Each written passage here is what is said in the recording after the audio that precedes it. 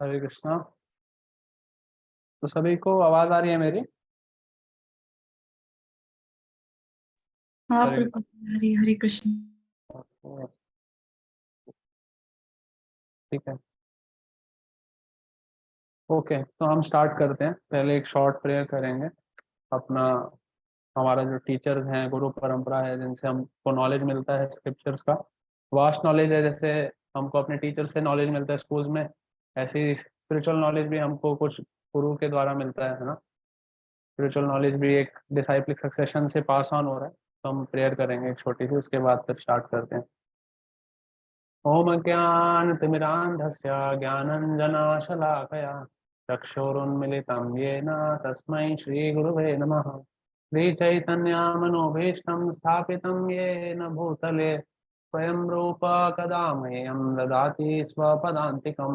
वन्देऽहं श्रीगुरो श्रीयुतपदकमलं श्रीगुरुन् वैष्णवांश्च श्रीरूपं साग्रजातं सहगण रघुनाथान्वितं तं सजीवम् साद्वैतं सावधूतं परिजनसहितं श्रीकृष्णचैतन्यदेवं श्रीराधा कृष्णपादान् सहगणललिता श्रीविशाखान्वितांश्च।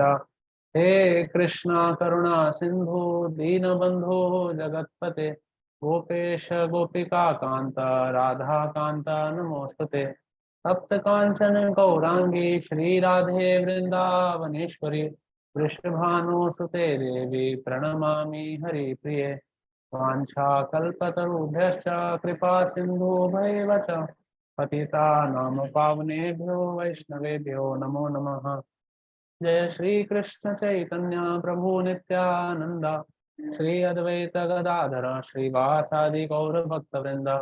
हरे कृष्णा कृष्ण कृष्ण हरे हरे, हरे राम राम राम हरे हरे। हरे कृष्णा कृष्ण कृष्ण हरे हरे, हरे राम राम राम हरे हरे। नमो विष्णुपादाय कृष्णपृष्ठाय भूतले श्रीमते भक्तिवेदांत स्वामिनिति नामिने। नमस्ते सरस्वती देवे गौरवाणी प्रचारिणे निर्विशेष शून्यवादी पाश्चात्य देश तारिणे। मुखं करोति वाचालं पंगुं लंघयते गिरिं यत्कृपातम् अहं वन्दे श्रीगुरुदीनहीनतारिणं परमानन्दमाधवं श्रीचैतन्य ईश्वरम्।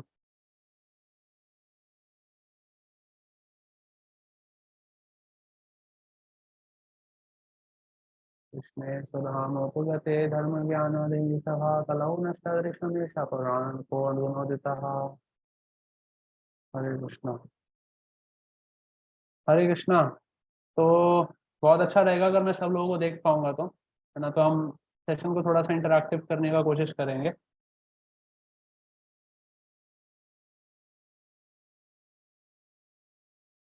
तो आप सबसे रिक्वेस्ट है कि हम थोड़ा सा इंटरैक्शन करना चाहते हैं, तो कैमरा भी अगर ऑन कर पाए सब लोग तो बहुत अच्छा रहेगा। मेरी आवाज आ रही है सभी को? Yes. हाँ प्रभु जी आ रही। ओके, तो somebody is saying I am on mute. Okay, ठीक है। तो हम स्टार्ट करने से पहले ना एक श्लोक पढ़ेंगे पहले। तो ये श्लोक क्या है कि जैसे आपने सुना होगा कि जो हमारा जो वैदिक स्क्रिप्चर्स है, तो वैदिक स्क्रिप्चर्स में जो हमारा अभी जो प्रेजेंट में जो हमारा जनरेशन चल रहा है उसके बारे में काफ़ी प्रेडिक्शंस की गई हैं, है ना। तो जैसे हम देखते हैं कि प्रेडिक्शंस कैसे की गई हैं। आपने जैसे किसी ने अगर कोई सीरियल वगैरह देखता है टीवी पे, तो उसने देखा होगा, है ना, चंद्रगुप्त मौर्य के बारे में सुना होगा, चाणक्य के बारे में सुना होगा, या आपके शायद एसएसटी की किताबों में भी मिडिवल पीरियड में इन सब के बारे में चर्चा आती है ना। चाणक्य के बारे में, चंद्रगुप्त मौर्य के बारे में, और अशोका के बारे में जिसने बुद्धिज्म को फैलाया था। तो ये सब किंग्स हैं, है ना। इन सब किंग्स के बारे में और भी काफी सारी चीजों के बारे में, और भी काफी सारे कैरेक्टरिस्टिक और लोगों का नेचर के बारे में शास्त्रों में पहले से ही लिखा हुआ है ना। तो it is very practical in this age to understand how scriptures are relevant for us, है ना। तो हम कैसे समझ सकते हैं स्क्रिप्चर्स को रेलेवेंट, स्क्रिप्चर रेलेवेंट है कि नहीं। तो वो हम कैसे समझ सकते हैं, वो कि हम ऑब्जर्वेशन अगर हम अपना बढ़ा लेना, इस वर्ल्ड को हम जब जिन आंखों से देखते हैं उन आंखों से देख के अगर हम ऑब्जर्वेशन ही बढ़ा ले तो ही हम समझ सकते हैं कि how scriptures are relevant, how God is relevant in our life, and how you know shastras जो है मतलब वो कितना जेन्युइन है, कितना अथॉरिटेटिव है, कितना बोनाफाइड है। तो इसको समझने के लिए एक श्रीमद् भागवतम है, जैसे वेद व्यास हैं, वेद व्यास ने काफी सारे जो ग्रंथ हैं उनकी रचना करी है, तो उसमें से एक श्रीमद् भागवतम है ना। तो श्रीमद् भागवतम का एक श्लोक है, तो उसको हम पहले पढ़ेंगे, उसके बाद फिर हम थोड़ा सा डिस्कशन करेंगे। ओके,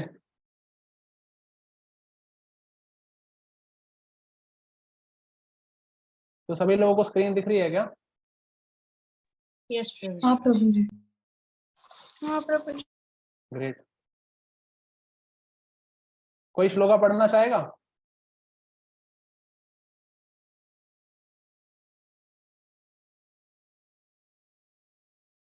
ओके,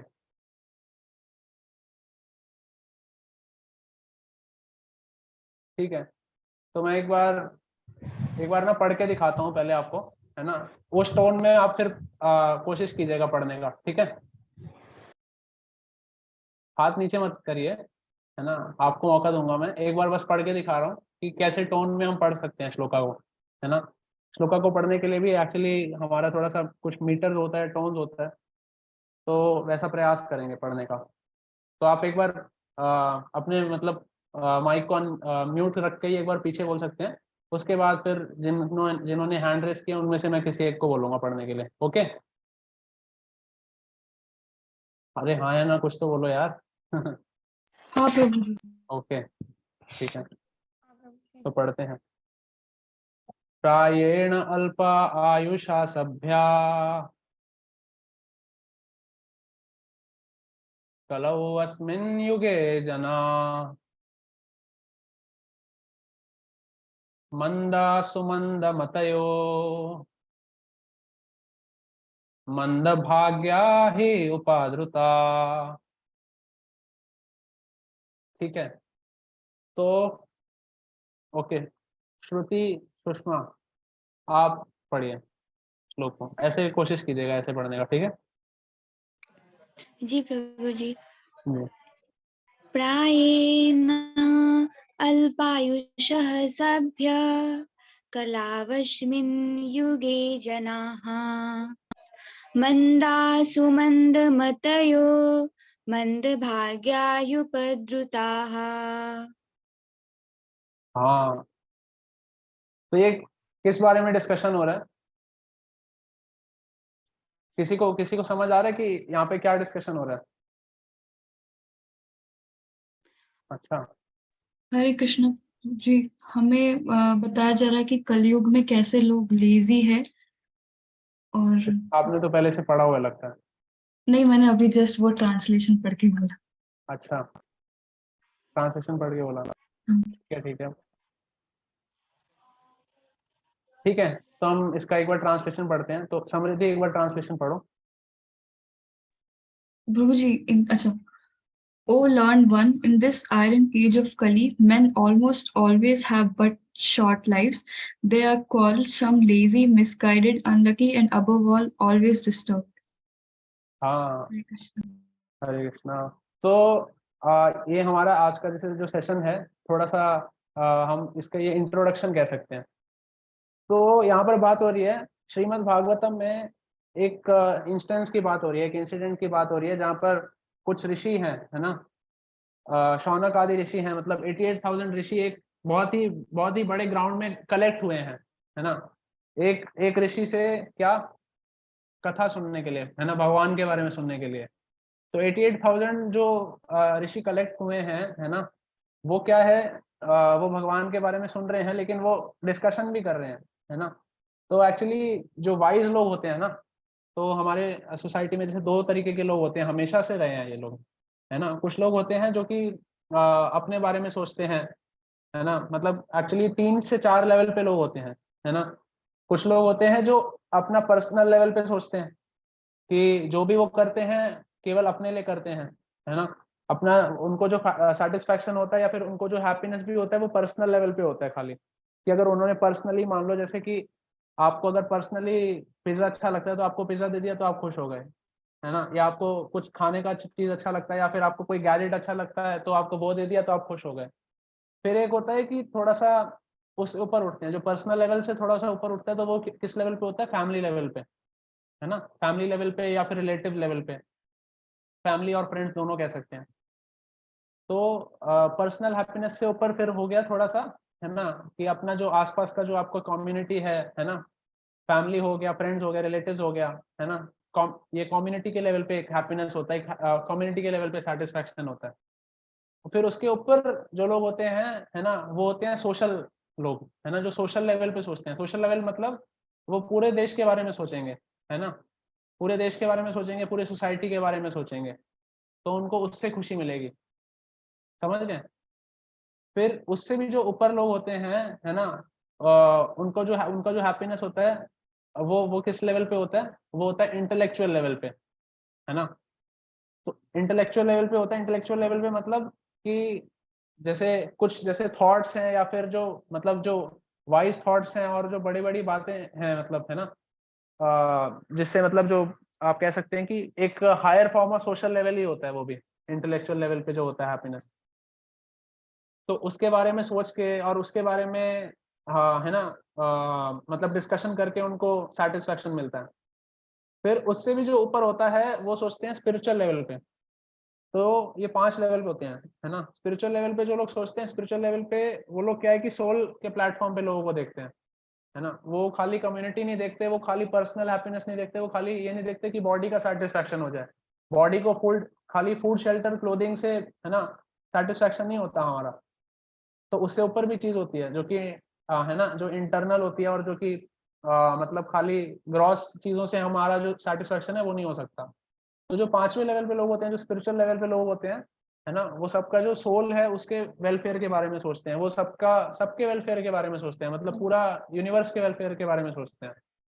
तो वैसे जो लोग हैं, वैसे स्पिरिचुअल लोग, वैसे ही लोग थे जो कि 88,000 जो ऋषि थे, वैसे ही लोग थे, वो उस लेवल पे लोग थे जो जो कलेक्ट हुए थे, है ना।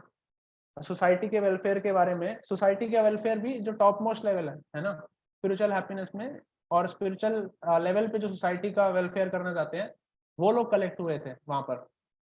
और वो लोग क्या डिस्कस कर रहे हैं कि जो ये अभी तो जब मतलब वो लोग मिले थे तो एक सतयुग चल रहा था, है ना। वो लोग मिले थे जब सतयुग चल रहा था, नहीं सतयुग नहीं, एक्चुअली द्वापर युग चल रहा था। द्वापर युग इज जस्ट, है ना, मतलब पहले ही था जस्ट वो, है ना, कलयुग से, कलयुग की स्टार्टिंग से जस्ट पहले था। तो वो लोग डिस्कस कर रहे हैं कि जो अभी जो आने वाला जो एज है, अभी जो आने वाला जनरेशन है, तो उसके, है ना, उसके लोग कैसे होंगे। उसके लोग सारा दिन इंस्टाग्राम, फेसबुक, व्हाट्सएप चलाते रहेंगे, है ना। उसके लोग, वो जो लोग होंगे उनके पास टाइम नहीं होगा पढ़ाई करने में भी। अगर परसेंटेज कम आए तो वो बोल देंगे कि, है ना, हमारे पास टेक्नोलॉजी की फैसिलिटी वगैरह नहीं थी, एग्जाम हमारे लॉकडाउन में हुए हैं तो हम कुछ नहीं कर सकते, है ना। तो वो लोग क्या है कि उनका जो नेचर है वो ऐसा है कि वो लोग, उन लोगों का क्या है कि वो, है ना, लेजी होंगे, है ना, 10-10 11-11 बजे तक उठ नहीं पाते, छुट्टी हो जाए तो मतलब नहीं। फिर अनलकी होते हैं, अनलकी मतलब कैसे कि जो पढ़ के जाते हैं वो पेपर में नहीं आता है, जो नहीं पढ़ के जाते वो पेपर में आ जाता है ना। फिर मिसगाइडेड होते हैं, मिसगाइडेड, मिसगाइडेड से मतलब कैसे कि मिसगाइडेड मतलब कि जैसे कोई बता देता है कि ये पढ़ लो तुम एग्जाम में, है ना, और सेम वो चीज़ फिर आती नहीं है या फिर वो चीज़ पे ज़्यादा टाइम खराब हो जाता है ना। तो कोई मिसगाइड मतलब बड़ी जल्दी हो जाते हैं, किसी की भी बात मान लेते हैं, फिर बोलते हैं यार उसने कहा था, है ना। और फिर क्या होता है, जब नंबर अच्छे नहीं आते या फिर एग्जाम की अगर बात ना करें फिर भी, है ना, तो भी बहुत जल्दी डिस्टर्ब हो जाते हैं, है ना। कोई भी कुछ कह देता है या फिर किसी भी तरीके से कोई भी, बस थोड़ा सा, बस एक चिंगारी चाहिए एजिटेशन करने के लिए, है ना। और मतलब हम अपने इमोशंस का कंट्रोल दे देते हैं दूसरे को, है ना। तो बड़ी जल्दी डिस्टर्ब भी हो जाते हैं और क्वेरल्सम मतलब लड़ाई झगड़ा करने में आगे रहते हैं हमेशा। तो यही बता रहे हैं, वो जो वाइस लोग हैं वो यही बात बैठ के डिस्कस कर रहे हैं कि अभी के जो आने वाले लोग हैं, है ना, वो क्या है, मंद सुमंद मतयो, वो क्या है, मंद बुद्धि वाले लोग हैं है ना। तो ऋषि बैठ के डिस्कस कर रहे हैं कि उनको पता है कि जो आगे आने वाले लोग हैं वो मंद बुद्धि है ना। तो ऐसा नहीं है कि अब कई बार होता है कि पेरेंट्स वगैरह कुछ ऐसे बोल देते हैं, है ना, कि तू बेवकूफ है, तेरे में अक्ल नहीं है ना। तो ऋषि भी बोल रहे हैं कि हाँ, अक्ल की सही में कमी है है ना, सब में है एक्चुअली में। तो ऐसा नहीं है, प्रोडिजी लेवल वाले लोग कुछ कुछ होते हैं, है ना। तो जनरली अभी जो पूरा जो जनरेशन है ना, वो यही बता रहे हैं कि आगे जाके और भी ज्यादा कम होगा ये। तो ये डिस्कशन चल रहा है ना। तो इसमें ये सब डिस्कस हो रहा है कि शॉर्ट लाइव्स हैं, क्वेरलसम लोग हैं, लेजी हैं, मिसगाइडेड हैं, अनलकी भी हैं, फिर डिस्टर्ब भी हैं, और फिर उनके अंदर इंटेलिजेंस भी कम है। जैसे देखो, इंटेलिजेंस का भी आपको दिखाता हूँ, एक सिमिलर वर्स है जो कि आगे आता है भागवतम में। एक सिमिलर वर्स है, एक सेकेंड,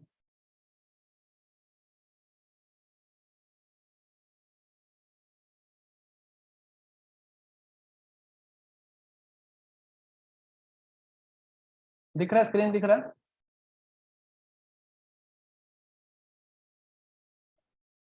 हरे कृष्णा, स्क्रीन दिख रहा है सभी को? जी प्रभु जी। हाँ प्रभु जी, यस दिख रहा प्रभु है। जी।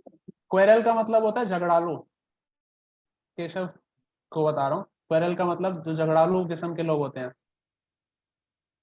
ठीक है। तो ये देखो, ये एक सिमिलर वर्स है भागवतम में जो आगे जाके आता है। अभी हम ये भी डिस्कस करेंगे भागवतम ये मतलब कैसे लिखा गया, ये कैसे सामने आया हमारे, और बहुत सारी चीजें हैं, है ना। तो बड़ा इंटरेस्टिंग है ये। तो ये भी है, जैसे श्री शुक उवाच तस्थानुदिनम धर्म सत्यम शौचम क्षमा दया कालेन बलिना राजन नांक्षति आयुर्बलम स्मृति। तो ये भी बता रहे हैं। तो आगे वही डिस्कस कर रहे हैं। Sukhdev Goswami said, then O king, religion, truthfulness, cleanliness, tolerance, mercy, duration of life, physical strength, and memory will all diminish day by day because of the powerful influence of age of Kali, है ना। तो हम लोग सोचते हैं कि यार हमको कई बार है ना, कुछ बच्चों के या फिर कुछ लोगों के ये रहता है, मतलब एक कंसर्न रहता है कि हमारे साथ ऐसा क्यों होता है, हम चीजें भूल जाते हैं। तो या फिर हमारे अंदर मतलब हम बड़े वीक रहते हैं आजकल, ये सब चीजें बड़ी कॉमन है ना। डू यू ऑल एग्री कि ये सब चीजें बड़ी कॉमन है? हाँ प्रभु जी। अच्छा, किस किस को याद है कि उसने परसों क्या खाया था? किसी को याद है उसने परसों क्या खाया था?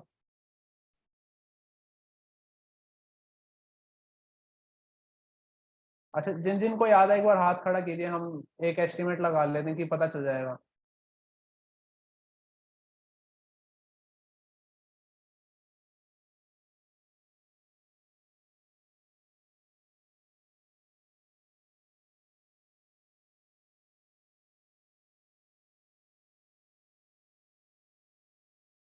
और परसों से पहले जिसको जिसको याद है परसों से पहले क्या क्या खाया था? और पिछले हफ्ते आपने क्या सूट पहना था, वो ध्यान है क्या? पिछले हफ्ते यानी कि आप लगा लो कि अभी आपने पिछले सैटरडे को कौन सी ड्रेस पहनी थी, या फिर पिछले मंडे या ट्यूसडे को आपने क्या पहना था? तो 2 लोग रिकॉल कर पा रहे हैं बस। तो यही है एक्चुअली, है ना। तो ये है ना, कि हमको मतलब ये ध्यान नहीं है ढंग से, कि हम एक्चुअली ढंग से रिकॉल नहीं कर पाते कि हमने क्या डाला था या क्या खाया था। तो व्हाट टू स्पीक ऑफ, है ना, remembering shastras, what to speak of, है ना, so much knowledge available here, कि हम विजडम वगैरह की कैसे बात करें। तो इसलिए जो इतने सारे जो ऋषिज थे, जो वाइज पर्सन थे, जो स्पिरिचुअल लेवल पे लोगों के बारे में सोचते थे, तो उन्होंने एक डिसीजन लिया, है ना।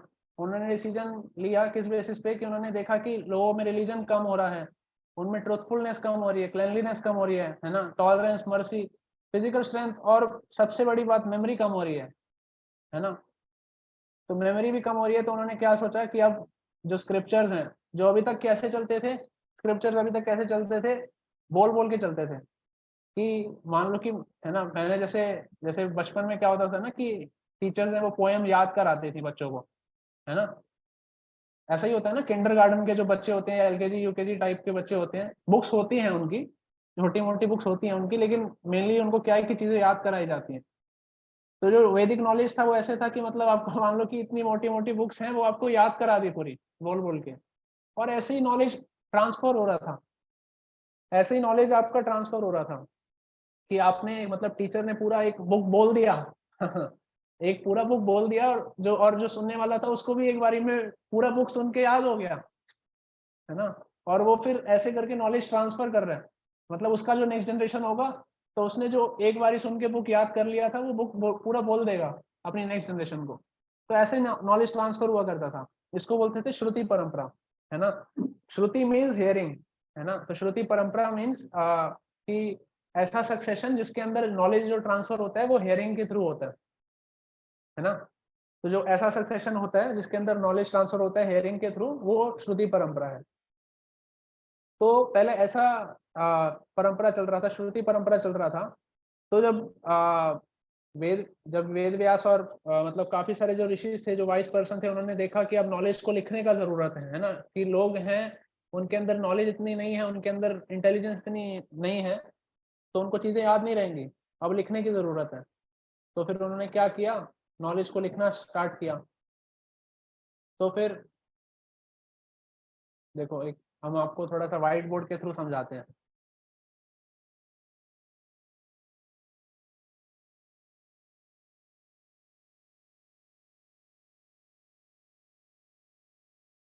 ये दिख रहा है, व्हाइट बोर्ड दिख रहा है सबको? जी प्रभु जी। दिख रहा है। हरे कृष्ण। ठीक है, ये आप सब वो मत कीजिए इस पे सब लोग, नहीं नहीं नहीं, लिखना नहीं है, लिखना नहीं है, लिखना नहीं है, रुको।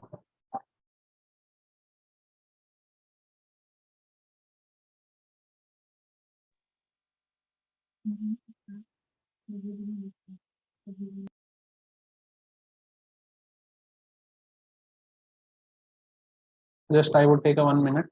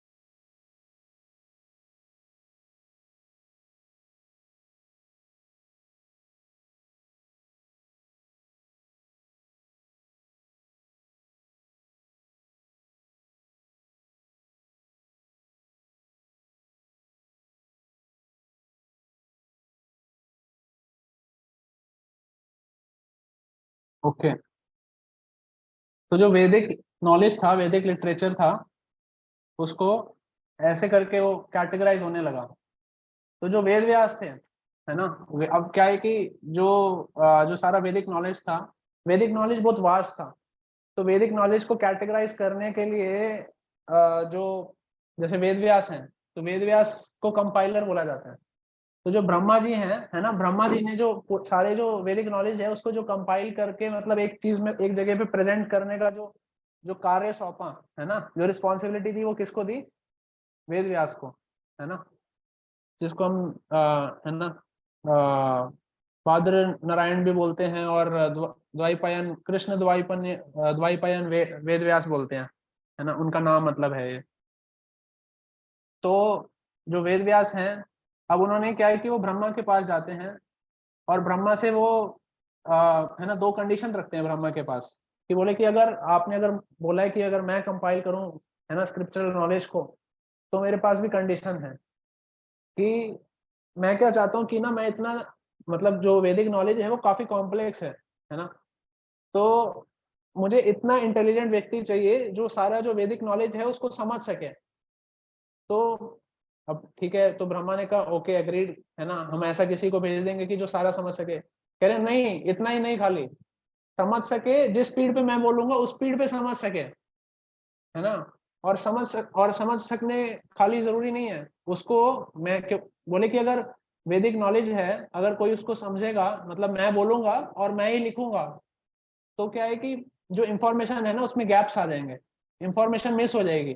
जैसे आपके साथ होता है ना, कभी किसी के साथ, मतलब आपने नोटिस किया होगा कि आपके मन में कोई थॉट आता है, आपके मन में कुछ आता है, याद आता है आपको कुछ, है ना। एग्जाम में भी जैसे अगर आप कुछ क्वेश्चन है, किसी का आंसर आप सोच रहे हो, कुछ याद आएगा, आप जैसे उसको लिखने लगोगे तो फिर कुछ चीजें होती हैं जो भूल जाती हैं। हमें याद पहले इनिशियली ज्यादा आता है ना, लेकिन जब हम लिखने लगते हैं तो फिर ऐसा होता है ना कि कुछ चीजें या कुछ पॉइंट्स होते हैं वो मिस हो जाते हैं। कितने लोगों के साथ हुआ है, एक बार हाथ खड़ा करके बताइए कितने लोगों के साथ हुआ ऐसा।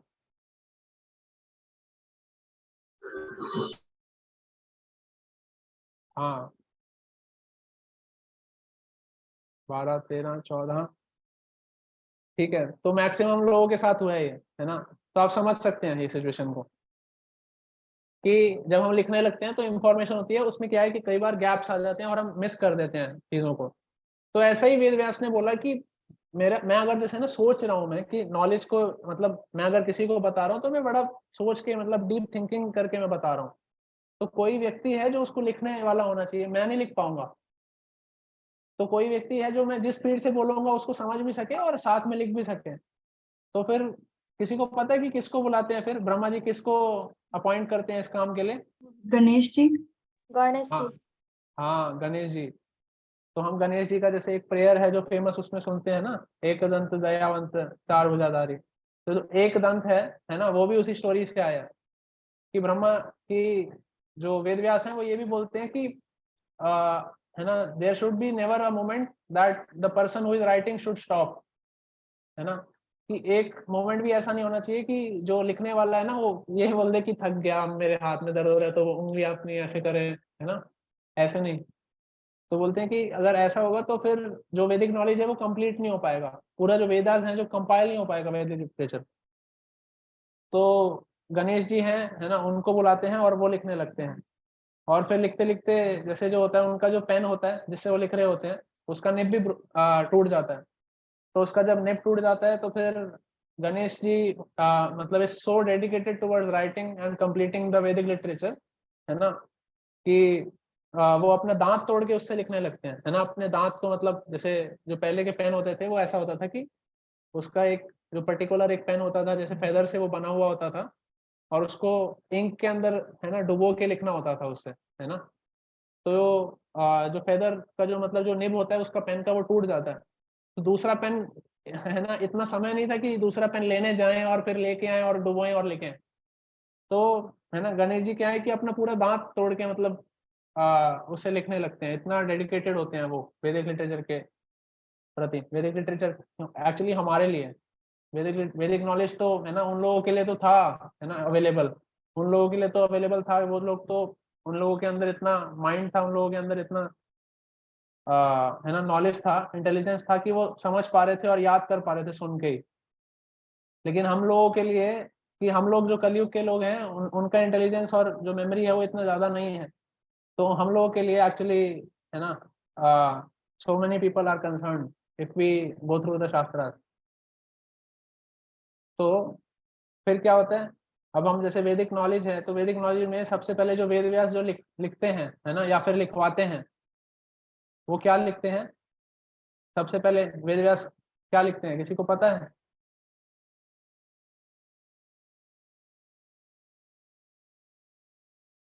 सबसे पहले क्या लिखते हैं?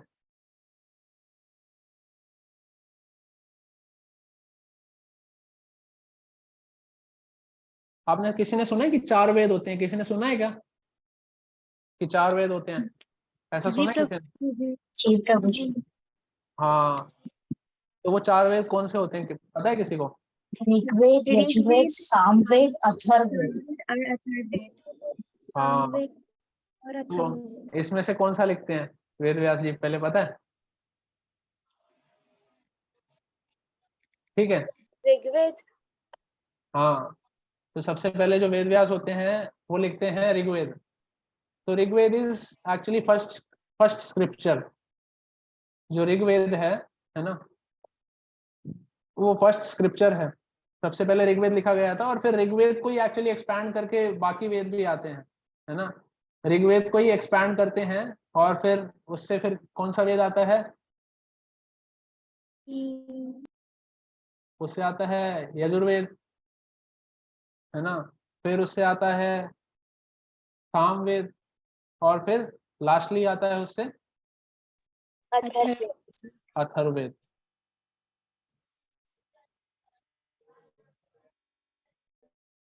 और उसके बाद अब ये 4 वेद लिख लेते हैं, तो अब वेद व्यास जी को अभी भी लगता है कि अच्छा अभी तो लोग समझ नहीं पाएंगे, ये जो नॉलेज है अभी भी बहुत ज्यादा, है ना, कॉम्प्लेक्स है, अभी भी बहुत ज्यादा है ना, मतलब इतना इतना अंडरस्टैंडेबल नहीं है इतना लोगों के लिए कि लोग समझ पाए। तो फिर वेद व्यास सोचते हैं कि अब इन वेदों को समझाने के लिए कुछ लिखना पड़ेगा। तो फिर वेद व्यास हैं वो लिखते हैं ब्राह्मण ग्रंथ, है ना। ब्राह्मण ग्रंथ, है ना, एक ब्राह्मण होते हैं जिनके बारे में आपने सुना होगा, है ना, जो कि ब्राह्मण क्षत्रिय वैश्य शूद्र वाले ब्राह्मण होते हैं, जो कि 4 सोसाइटी के जो डिवीजन होता है उसमें होते हैं, है ना। और दूसरे ब्राह्मण होते हैं वो ये वाले होते हैं, है ना। ये ब्राह्मण एक ग्रंथ होते हैं। तो फिर उसके बाद जब ऋग्वेद ऋग्वेद को समझाने के लिए या फिर जो पूरा जो 4 वेद हैं इनको समझाने के लिए ब्राह्मण ग्रंथ लिखते हैं। फिर देखते हैं कि अच्छा ये तो ब्राह्मण ग्रंथ भी ज्यादा हो गया, है ना, इससे भी लोगों को समझ नहीं आएगा। तो इससे भी समझ नहीं आएगा, उसके बाद लिखते हैं फिर आरण्यक। ठीक है, फिर लिखते हैं आरण्यक। फिर देखते हैं कि आरण्यक है ना, आरण्यक भी अभी कॉम्प्लेक्स लैंग्वेज है ना। तो this person has so much to share, है ना, कि आरण्यक भी देखते हैं अभी भी लोगों को समझ नहीं आएगा। फिर आरण्यक के बाद लिखते हैं उपनिषद। ठीक है, तो उपनिषद देखते हैं। उपनिषद अब उपनिषद कितनी होती है? उपनिषद होती है 108, है ना। उपनिषद होती है 108 उपनिषद, है ना। तो such is the vastness of our Vedic scriptures. तो इसके अंदर 108 उपनिषद होती है।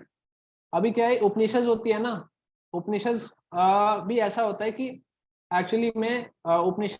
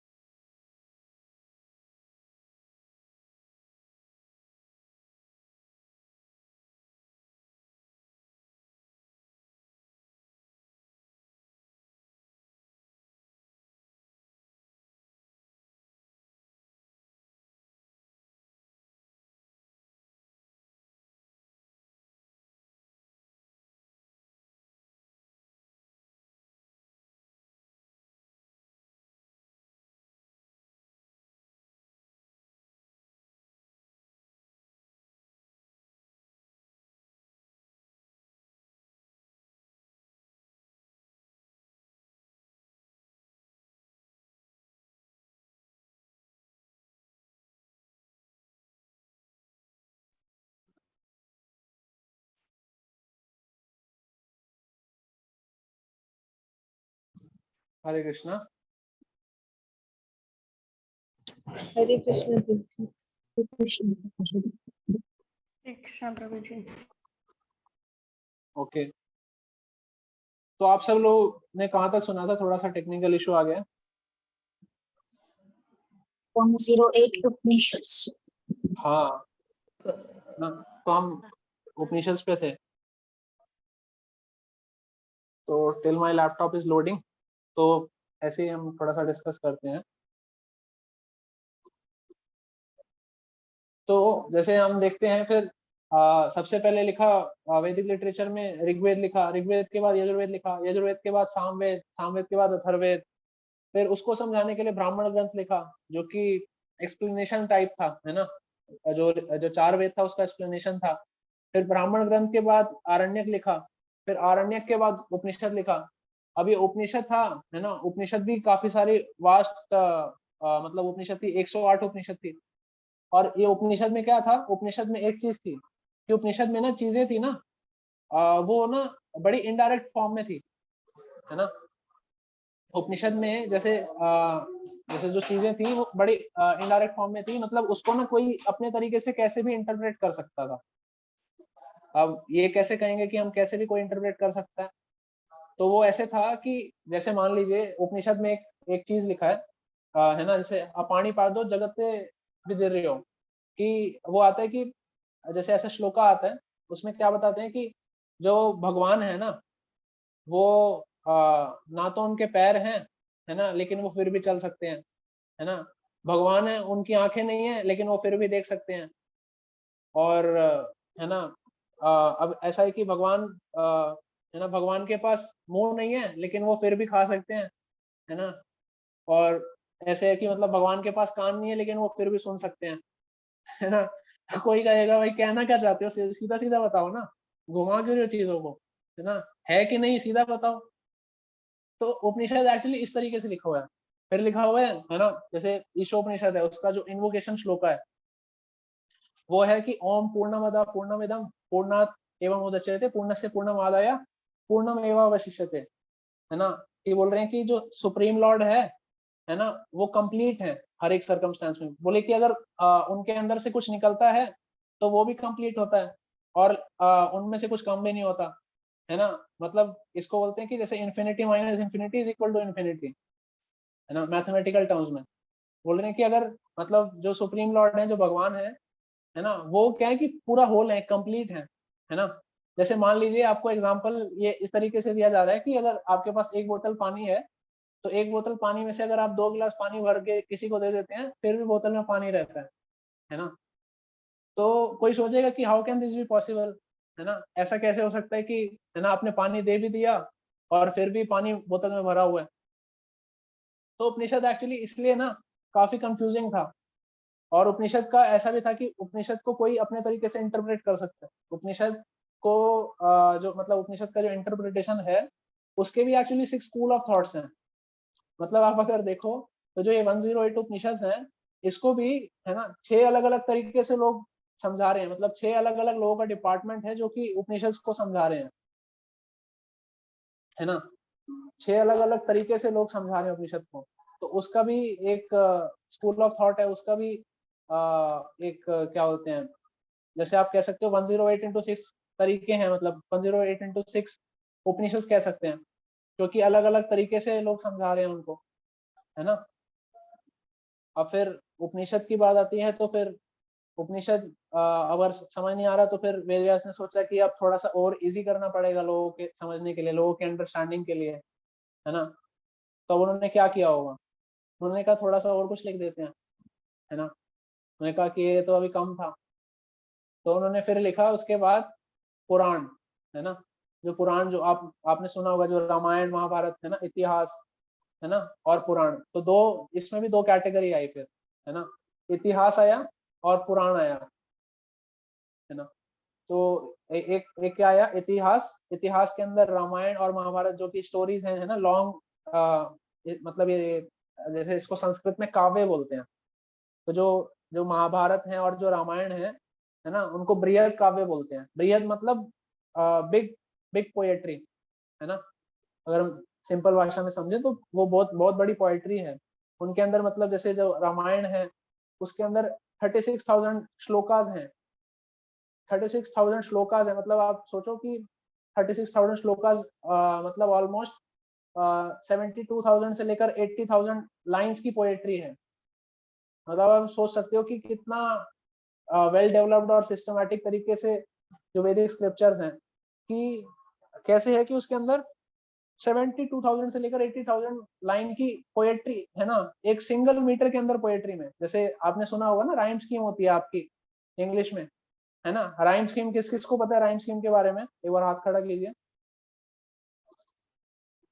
राइम स्कीम के बारे में किस किस को पता है?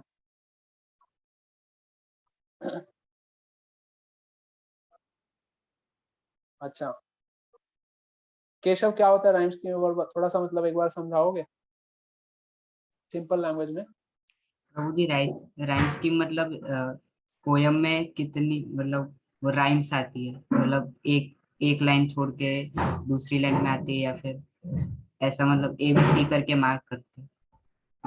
हाँ हाँ, और कोई एक बार थोड़ा सा समझाना चाहेगा? आपने अच्छा बताया कि मतलब पोयम में कैसा राइम स्कीम होता है ABCD करके, तो और कोई? दीपांशी।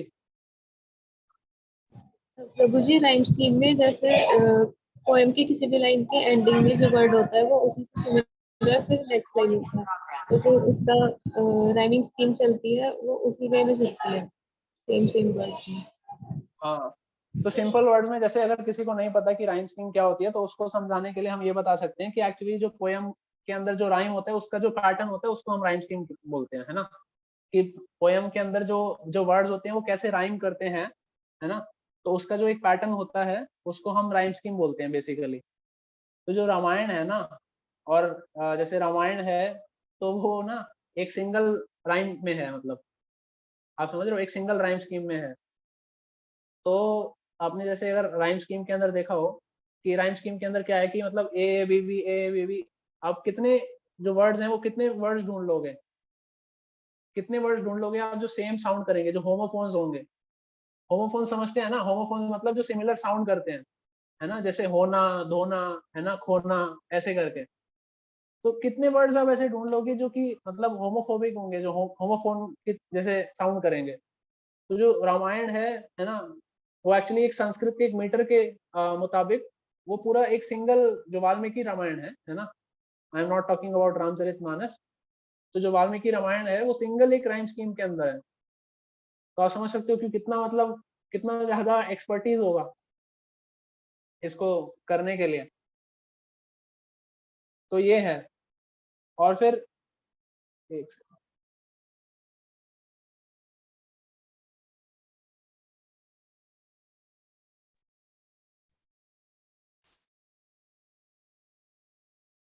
हाँ, तो यही यही नहीं है खाली, इसके अलावा जो फिर आगे जो महाभारत है ना, महाभारत के अंदर भी 1 लाख श्लोकास हैं। महाभारत के अंदर 1 लाख श्लोकास हैं, और उस इसके अंदर संस्कृत लैंग्वेज के अकॉर्डिंग इतने सारे छंद और इतने सारे टोन्स, इतने सारे मीटर्स यूज किए गए हैं ना, कि मतलब जैसे बाहर के लोग तो बोलते ही है कि महाभारत है वो, है ना, हाईएस्ट या फिर ग्रेटेस्ट एपिक है। लेकिन संस्कृत लैंग्वेज के है ना अनुसार भी और ग्रामर के अनुसार भी जो महाभारत है उसके अंदर इतने सारे मतलब प्रैक्टिकली सब कुछ यूज कर दिया गया है जो कि हर एक लिटरेचर में यूज होता है वर्ल्ड के। तो वो इस तरीके से एपिक है। तो ये सब है ना, रामायण लिखा, महाभारत लिखा लोगों को समझाने के लिए। महाभारत स्टोरी फॉर्म में है, रामायण स्टोरी फॉर्म में है ना, शास्त्रों को समझाने के लिए, शास्त्रों का कंक्लूजन और शास्त्रों से जो हमें लर्निंग मिलती है उसको समझाने के लिए। और इसके साथ में ही पुराण भी लिखा, है ना। और वही और पुराण थे, अब पुराण का भी डिवीजन था। जैसे हम अपना उस पर वापस चलते हैं एक बार, हम जहाँ नोट कर रहे थे चीजों को।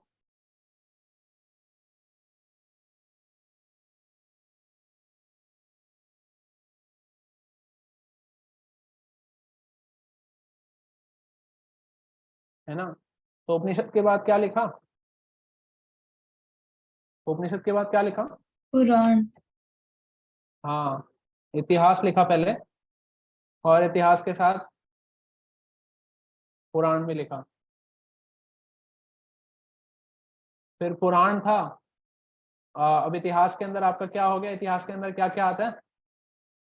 महाभारत और रामायण। हाँ, इतिहास के अंदर आपका आ गया रामायण और महाभारत। और पुराण के अंदर आपके आते हैं 18 पुराण, है ना, 18 पुराणास होते हैं। अब 18 पुराणास का भी एक डिवीजन है।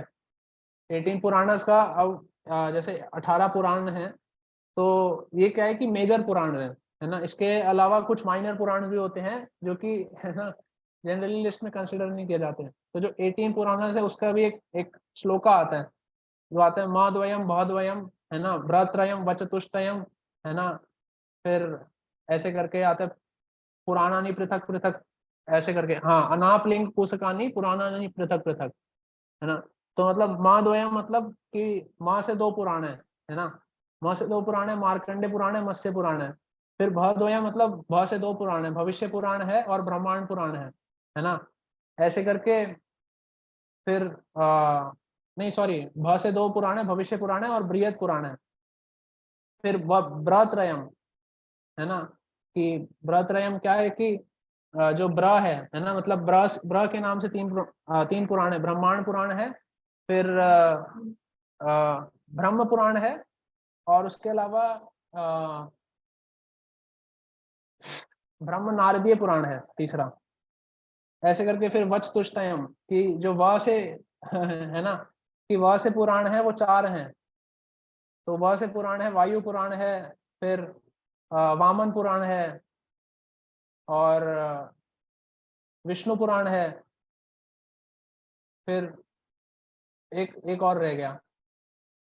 तो ऐसे करके व से 4 पुराण है। फिर मतलब इसका ये पूरा इसका ये भी मैथमेटिक्स है पूरा, है ना। आगे आप देखोगे फिर अनापलिंग कुसकानी मतलब एक श्लोका है जिसके अंदर 18 पुराण बताए गए हैं, है ना।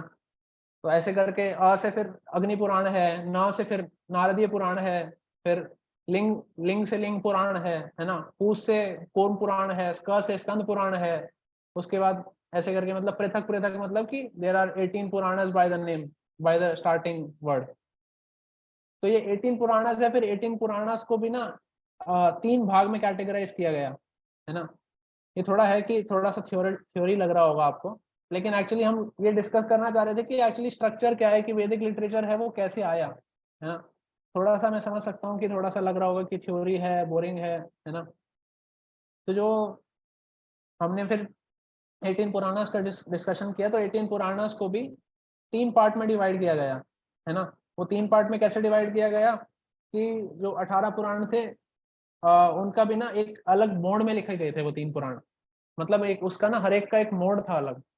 उसको कोई जो पुराणास थी वो सत्वगुण में थी, फिर कोई पुराणास थी वो रजोगुण में थी, और कुछ थी वो किस में थी, तमोगुण में थी। तो जैसे हम देखते हैं जो सत्वगुण में जो पुराण होती है वो जैसे होती है ना, जो विष्णु पुराण है ना, वामन पुराण है, या फिर जो गरुड़ पुराण है,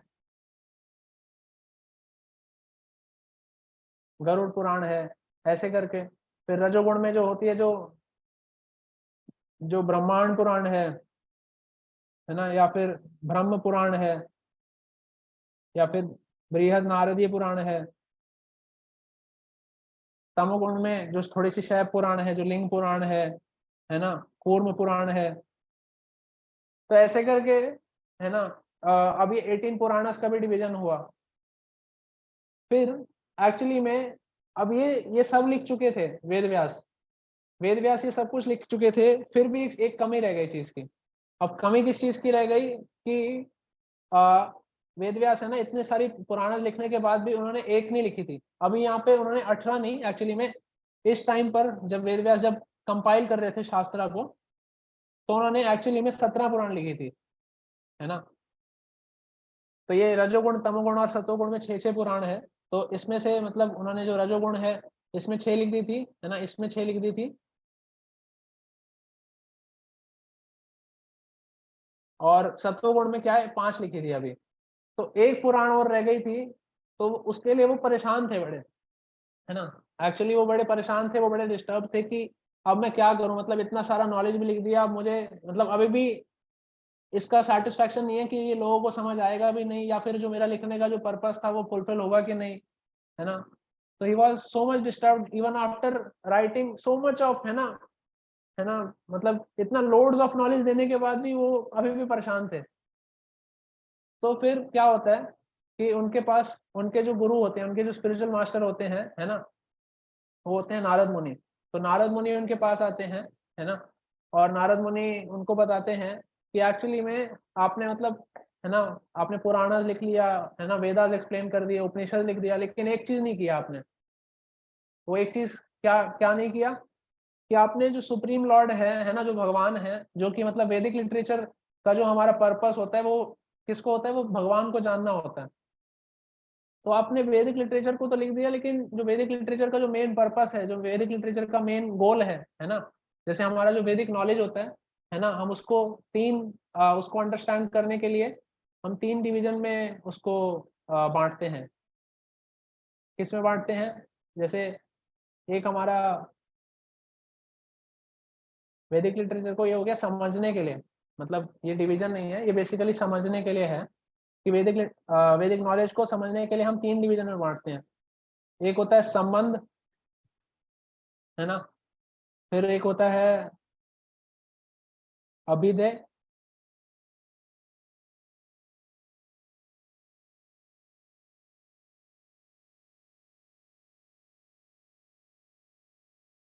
और एक और होता है, तीसरा होता है प्रयोजन। तो ये 3 होते हैं, एक होता है संबंध, एक होता है अभिधेय और एक होता है प्रयोजन। तो हमारा अभी हमने डिस्कस किया कि वैदिक नॉलेज के अंदर क्या है। अब क्या है कि जो उसको जो अंडरस्टैंड करने के लिए 3 प्रोसेस होते हैं, या फिर उसके अंदर आप बोल सकते हैं कि 3 प्रोसेस भी नहीं, बेसिकली जो 3 स्टेप्स होते हैं, है ना, हम उनको डिस्कस कर रहे हैं। तो जो ये संबंध होता है ना, संबंध होता है मतलब आपने एक सब्सटैंशियल लेवल पे है ना चीजों के बारे में पढ़ लिया। जैसे आपने, जैसे स्कूल्स की बुक में हम पढ़ते हैं कि है ना एटम क्या होता है, मॉलिक्यूल क्या होता है ना, जो हमने मतलब अपना अभी जान लिया कि क्या है ये सब चीजें, है ना, हमको नॉलेज एक्वायर कर लिया हमने। तो खाली जो नॉलेज एक्वायर करते हैं उस लेवल पे जो है ना, जो नॉलेज होता है या उस लेवल पे जो प्रोसेस होता है, उसका जो स्टेप होता है उसका नाम होता है संबंध। फिर उसके बाद जो उसका सेकंड लेवल होता है, मतलब हम अब क्या करते हैं कि अब हमको पता चल गया कि हमारा गोल क्या है ना। अभी मतलब अभी हमको गोल नहीं पता चला, बेसिकली अभी हमको पता चल गया कि हम जैसे जिस चीज के बारे में जान रहे हैं, है ना, उसका जो फर्स्ट स्टेप है, जो उसके नॉलेज में मतलब उसके बारे में जानना होता है। अगर मान लो आपको कुछ जाना है, जैसे मान लो कि किसी को मून पे जाना है ना, तो मून पे जाना है तो सबसे पहले वो क्या करेगा? सबसे पहले वो जानेगा कि जैसे मून होता है वो है क्या, है ना, मून का टेम्परेचर क्या होता है ना, वहां पे जाने के लिए क्या क्या चीजें चाहिए होती हैं, है ना, क्या एस्ट्रोनॉमिकल इक्विपमेंट्स चाहिए होती हैं, है ना। ऐसे करके काफी सारी चीजें हैं जो कि मतलब व्यक्ति जानने का प्रयास करेगा अगर उसको मून पे जाना है तो वो जो चीज हो गया, वो जो नॉलेज एक्वायर करेगा फर्स्ट फेज में, है ना। अभी तो जो फर्स्ट फेज में वो जाने के लिए जो नॉलेज एक्वायर करेगा वो क्या हो गया? संबंध। अब क्या है कि उसने जाने के लिए उसने अपना प्रोसेस स्टार्ट कर दिया। मान लो कि अब वो ना ISRO या फिर नासा को कांटेक्ट कर रहा है ना, तो वो ISRO या नासा को कांटेक्ट कर रहा है जाने के लिए, है ना। तो अब वो क्या है कि वो प्रोसेस में है जाने के लिए, है ना। अब वो क्या है, प्रोसेस में है जाने के लिए मून पे, है ना। तो हम किसी को चांद पे नहीं भेजेंगे वैसे इस सेशन के बाद, लेकिन हम एग्जाम्पल समझने का कोशिश कर रहे हैं। तो अभी वो जो प्रोसेस में है जब वो जाने के लिए, अभी उसको बेसिक नॉलेज उसको संबंध के स्टेज में मिल गया, उसके फर्स्ट फेज में मिल गया। अब जो सेकंड फेज में है वो जाने का जो प्रोसेस है उसको कर रहा है, मतलब अभी वो जैसे कांटेक्ट कर रहा है ISRO या नासा में, है ना। अब वो वहाँ पे जो भी उनकी जो गाइडलाइंस हैं उनको फॉलो कर रहा है, जो भी इक्विपमेंट्स हैं उनको खरीद रहा है, पूरे प्रोसेस में है मतलब, है ना। और ये तीसरा जो जो स्टेप होता है, जो तीसरा फेज होता है, वो तीसरा फेज होता है प्रयोजन। प्रयोजन मीन्स कि अब गोल है, अब मतलब उसने अचीव कर लिया, है ना। उसने अचीव कर लिया मतलब क्या है कि वो रॉकेट में बैठ के चला गया और मून पे उतर गया वो, है ना। नील आर्मस्ट्रॉन्ग के जैसे नहीं, जो कि थोड़ा सा वो था, है ना, डाउटफुल है आज भी वो कि गया था कि नहीं गया था, है ना। आपको जीके की बुक में बेवकूफ बना दिया है ना। तो ऐसे नहीं, मतलब डाउटफुल नहीं। तो जो प्रयोजन है वो मैच्योर फ्रूट है, वो मतलब उसमें जो गोल है उसको अचीव कर लिया उसने। तो ऐसे ही है, तो वैदिक नॉलेज है तो उसको 3 भाग में वो डिवीजन है। तो एक्चुअली में तो जो नारद मुनि है वो यही समझाते हैं उनको, वेद व्यास को, वो ये समझाते हैं कि आपने ना अभी संबंध के लेवल पे चीजों को समझ लिया है ना। अभिधेय के प्रोसेस में हो आप, बोले लेकिन आपको ना जो प्रयोजन है, जो गोल है ना, जो डेस्टिनेशन है, जहां पर पहुंचना है ना, वो आपने ना उसके बारे में नहीं लिखा है, आपने वो क्लियर नहीं किया है। तो बोले कि अच्छा, तो फिर वो कैसे होगा? तो बोले कि वो होगा जब आप जो सुप्रीम लॉर्ड है ना, जो कि हमारा मतलब जो लाइफ का एक जो व्यक्ति होता है, जो लिविंग एंटिटी होता है ना, वो उसको आपने उसके बारे में तो नॉलेज दे दिया कि वो संसार में कैसे रहेगा और क्या क्या चीजें होती हैं, लेकिन जो सुप्रीम लॉर्ड है, जो व्यक्ति का जो लाइफ का गोल है, वो सुप्रीम लॉर्ड के बारे में जानना है, और सुप्रीम लॉर्ड ही उसकी डेस्टिनेशन है, सुप्रीम लॉर्ड के प्लैनेट में जाना है ना। तो वो जो है आपने अभी वो नहीं किया है। तो बोले कि वो फिर कैसे होगा?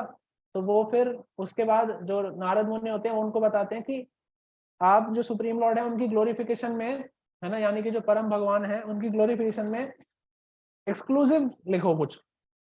तब फिर जो वेद व्यास होते हैं वो लिखते हैं श्रीमद् भागवतम, है ना। तो इसलिए जो श्रीमद् भागवतम है उसके अंदर भी, है ना, जो स्टार्टिंग में मतलब ऐसे आता है कि जो जो श्रीमद् भागवतम है वो मैच्योर फ्रूट है सारे वैदिक लिटरेचर का, है ना। जो श्रीमद् भागवतम है वो मैच्योर फ्रूट है सारे वैदिक लिटरेचर का। तो उसके इंट्रोडक्शन में आता है श्रीमद् भागवतम के, कि श्रीमद् भागवतम तक कैसे पहुंचे। और अभी क्या है कि अभी जो हम सारे जैसे पुराण देख रहे थे, तो इसके अंदर हर एक पुराण थी ना, उसका नाम था, जैसे ब्रह्मांड पुराण है, ब्रह्म पुराण है, बृहद नारदीय पुराण है, वामन पुराण है, गरुड़ पुराण है, फिर कूर्म पुराण है ना। तो ये सब आप देख रहे हो कि नाम से पुराण है ना, मतलब नाम है, मतलब ना पुराण का।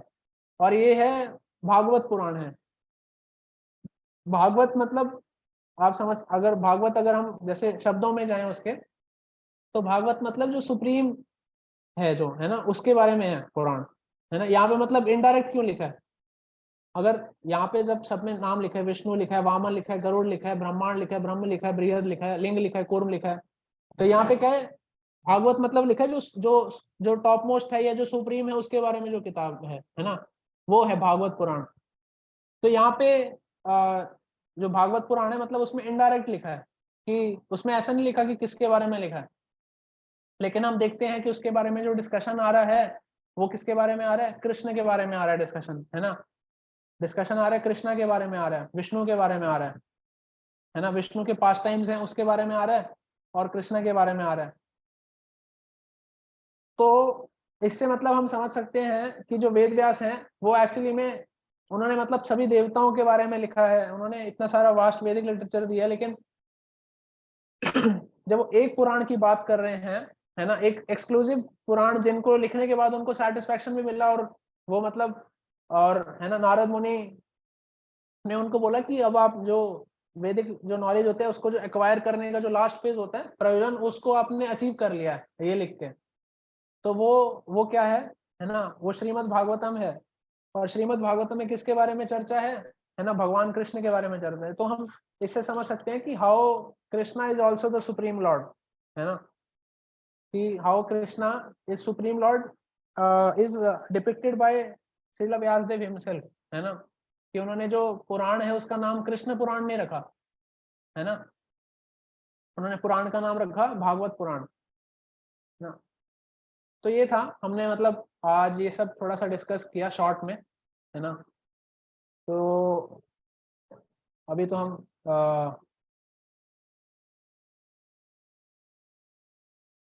किसी का अगर इस रिगार्डिंग कुछ क्वेश्चन है ना तो बता सकते हैं। हमने मतलब एक सिनॉप्सिस में डिस्कस किया कि वैदिक लिटरेचर कितना वास्ट है। वैसे तो हम इसको ना बेसिकली हम पूरे कोर्स के थ्रू इसको समझ सकते हैं कि एक्चुअली इतना ज्यादा वास्ट है वैदिक लिटरेचर, इतना इतना कुछ है ना इसमें समझने के लिए कि इट इज नॉट, है ना, कि मतलब ऐसा नहीं है कि 1 घंटे के समय में सब कुछ हम डिस्कस कर पाएंगे। तो 1 घंटा एक्चुअली उसके लिए बहुत कम है। तो इतने सारे तो मतलब हमको आधा घंटा तो नाम बताने में लग गया कि क्या है। और पता है एक एक फॉरेन राइटर है, एक फॉरेन राइटर है जिन्होंने ना महाभारत है ना, जैसे मैंने आपको बताया कि महाभारत है, उसके अंदर महाभारत के अंदर 1 लाख श्लोकाज हैं। तो एक फॉरेन राइटर है, उन्होंने किताब लिखा है ना, कैरेक्टर्स इन महाभारत। उन्होंने एक किताब लिखा है कैरेक्टर्स इन महाभारत। कैरेक्टर्स मतलब जैसे जैसे आपने जैसे आप कोई मूवी देखते हैं तो मूवी में मैक्सिमम कितने कैरेक्टर्स होते हैं? कोई बताइए कि एक मूवी देखते हैं तो मूवी में मैक्सिमम कितने कैरेक्टर्स आप देखते हैं? मुझे 10 या 15 ज्यादा नहीं होते। हाँ 10 या 15 ना। और किसी ने कोई कोई देखी मूवी मतलब जिसके अंदर बहुत सारे कैरेक्टर्स हैं, या फिर कोई स्टोरी पढ़ी हो, कोई सुना हो कुछ ऐसा कुछ?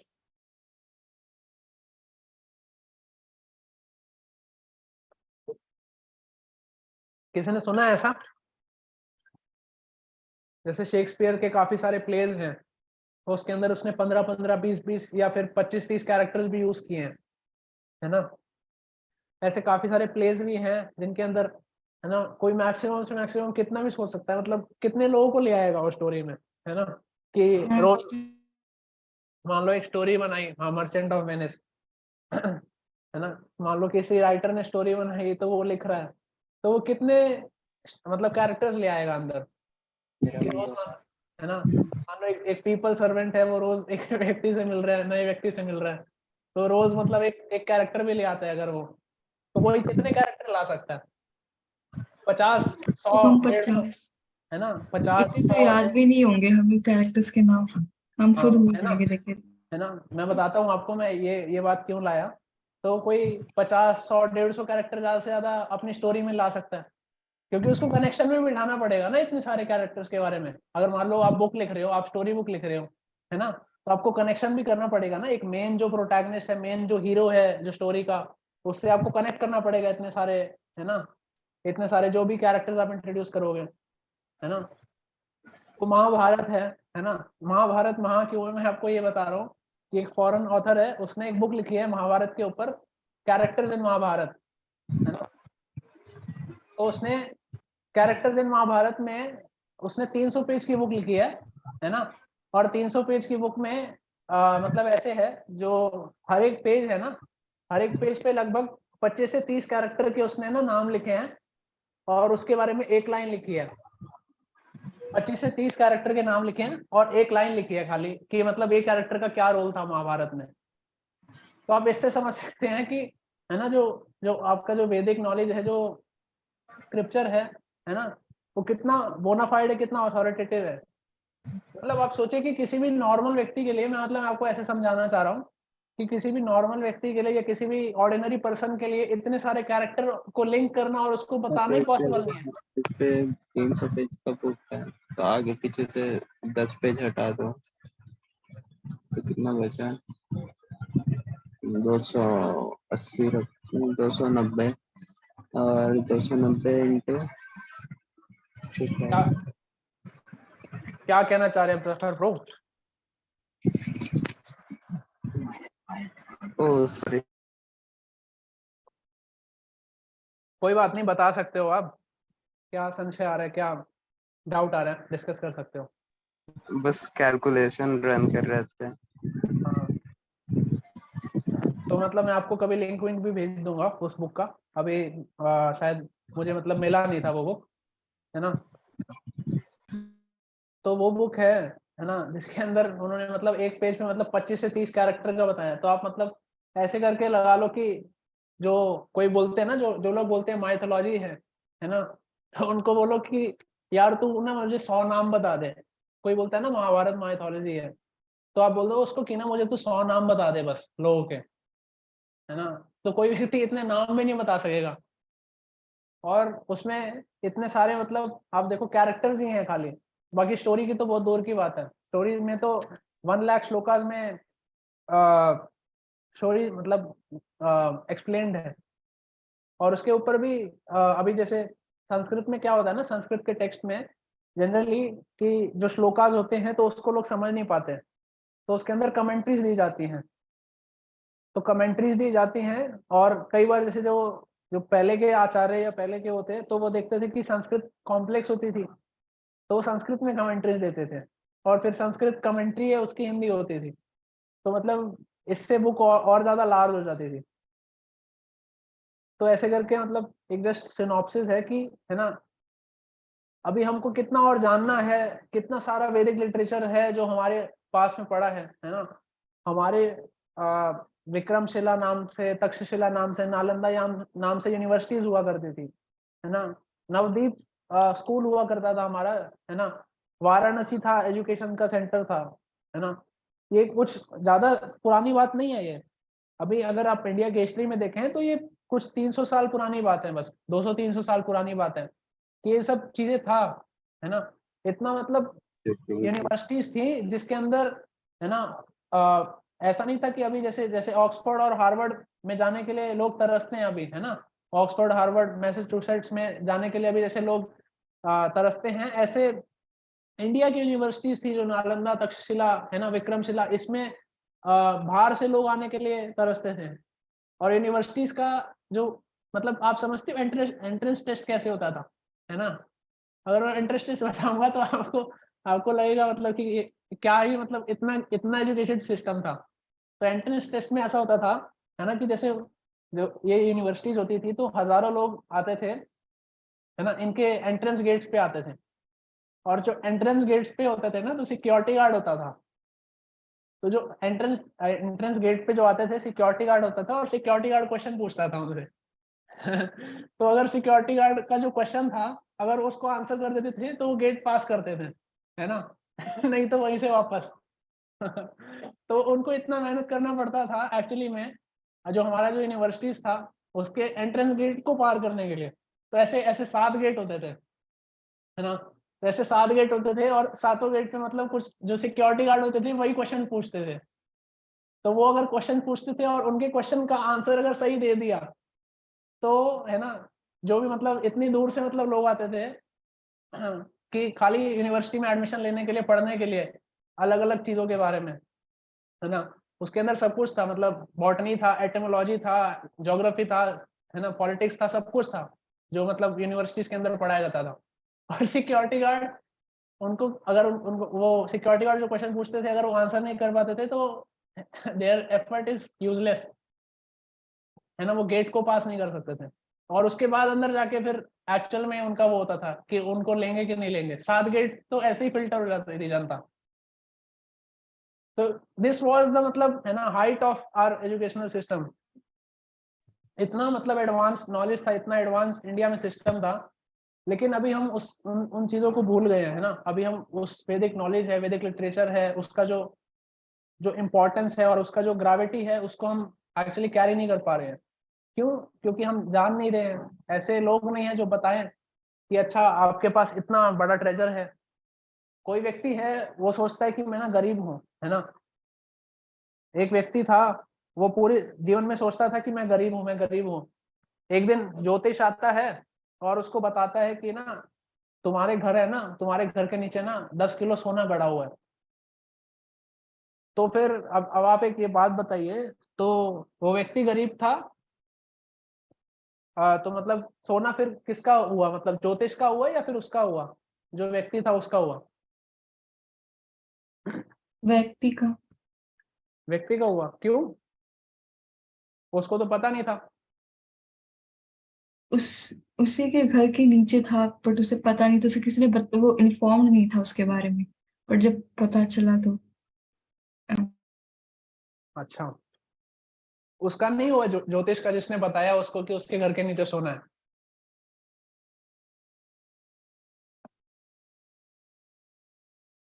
बताइए 50 था। किसका था? पता नहीं प्रभु जी। अच्छा। और कोई? हाँ, यस गौरी। जी वो 50-50 कर लेंगे। 50-50 कर लेंगे। अच्छा,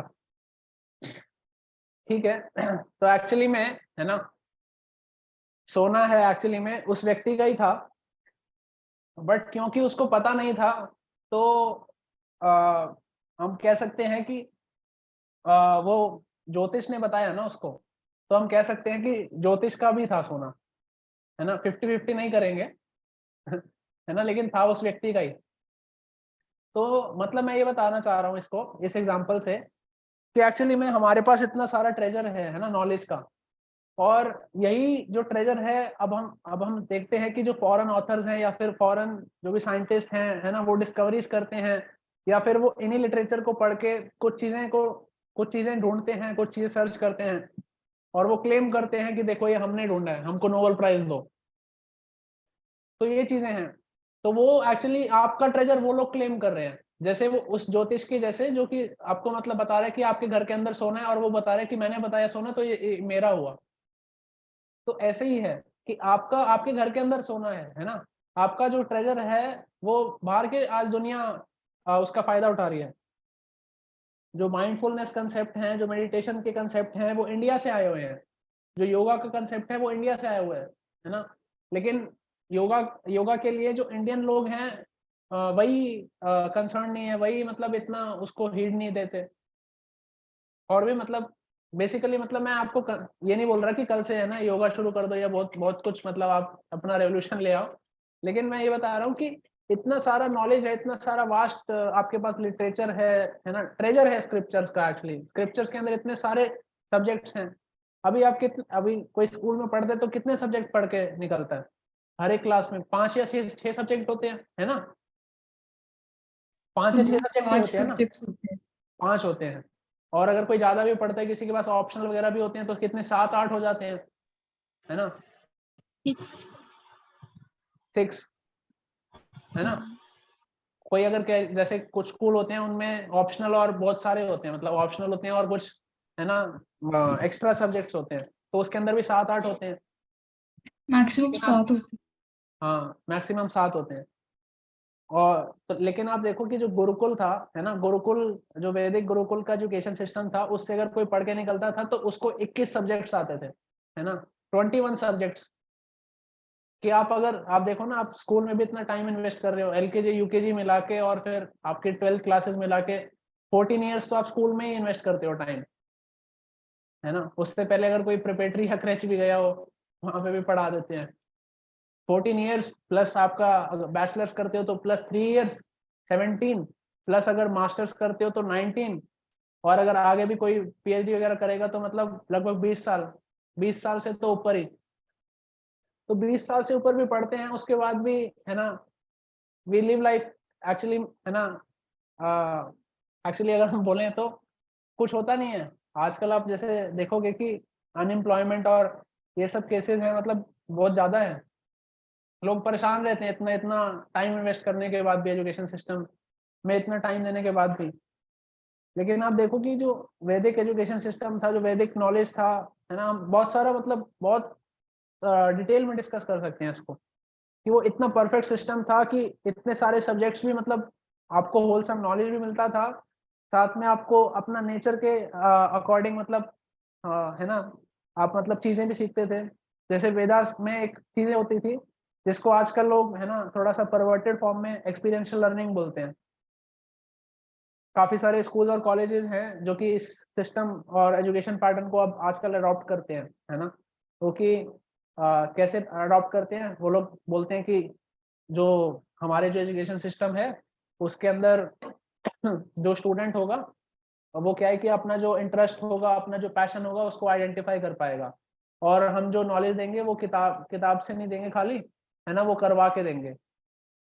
तो आप अगर अगर आप अपनी हिस्ट्री को डिटेल में उठा के देखोगे तो जो एजुकेशन सिस्टम था, जो गुरुकुल का था, उसके अंदर तो यही चीजें थी। उसके अंदर एक्सपीरियंशियल लर्निंग पहले से ही थी। नाम एक्सपीरियंशियल लर्निंग नहीं था, है ना, बस नाम नहीं था वो। अभी उन्होंने नाम दे दिया तो they are so much advertised and they are so much appreciated and respected in society. But हमारा जो पुराना जो हमारा जो वैदिक कल्चर है, जो हमारा वैदिक सिस्टम है, उसको हम बैकवर्ड बोलते हैं। उसको लोग, उसके खिलाफ लोग प्रोपोगेंडा करके उसको, है ना, बेसिकली ऐसे लोगों का मतलब बताते हैं कि they're backward, they're basically ostracised from society, है ना, कि वो मतलब इतना एडवांस नहीं था, है ना। तो ऐसे करके बताते हैं। तो यही है। तो हम इसके बारे में डिटेल में आगे भी डिस्कशन करेंगे, और हम ये भी जानेंगे कि जैसे हम जैसे शास्त्रों से कैसे हम प्रैक्टिकल लाइफ टीचिंग ले सकते हैं जो हमारी पर्सनल लाइफ में हेल्प करेगा। तो अगर इसका किसी का कोई क्वेश्चन है इस रिगार्डिंग में तो पूछ सकते हैं। कृष्णा ने शायद हाथ खड़ा किया था। यस प्रभु जी, अभी थे और संबंध का मीनिंग फिर से बताना। हाँ, तो जैसे किसी भी नॉलेज को एक्वायर करने के लिए ना 3 फेज होते हैं, है ना, 3 फेज होते हैं। तो उसके अंदर 3 फेज के अंदर जो पहला फेज होता है वो होता है संबंध। संबंध मतलब आप अभी नॉलेज को समझ रहे हो, है ना, कि नॉलेज, जैसे मैंने एग्जांपल दिया था ना मून पे जाने का, तो मून पे जाने के लिए आप पहले समझ रहे थे कि मून है क्या, है ना, उसका क्या रिलेशन है, मतलब आप बेसिकली एक बेसिक इंफॉर्मेशन ले रहे हो, है ना। तो जो बेसिक इंफॉर्मेशन ले रहे हो, आप जब जान रहे हो चीज के बारे में, तो वो आपका हो गया संबंध स्टेज। उसके बाद जब आप नॉलेज को जब आप एक बार जान गए हो, उसके बाद अब उसको आप प्रैक्टिस कर रहे हो, है ना, तो वो जो आपका जो फेज है, सेकंड फेज है, उसको आप बोलेंगे अभिधेय। तो वो जब आप प्रोसेस में हो, वो हो गया अभिधेय। फिर जब अब आपका आएगा तीसरा फेज हो गया प्रयोजन। प्रयोजन मतलब आप अभी गोल को अचीव कर रहे हो, है ना। प्रयोजन में आप क्या है कि गोल को अचीव कर लेते हो। तो आप पहले नॉलेज को क्या है कि आप फर्स्ट फेज में आप नॉलेज एक्वायर कर रहे हो, सेकंड फेज में आप प्रोसेस में हो, और थर्ड फेज में आपने एक्वायर कर लिया, मतलब आपने जो गोल है उसको अचीव कर लिया। तो ये है।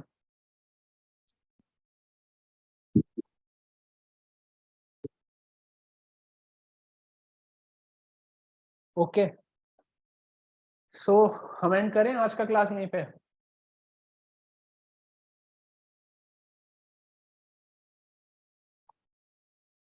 ओके, तो हम एंड करते हैं आज का क्लास यहीं पे। तो thank you very much for patiently listening and being there. Hare Krishna. We will Hare meet Krishna. Next Saturday. Thank you very much. Hare Krishna. Hare Krishna.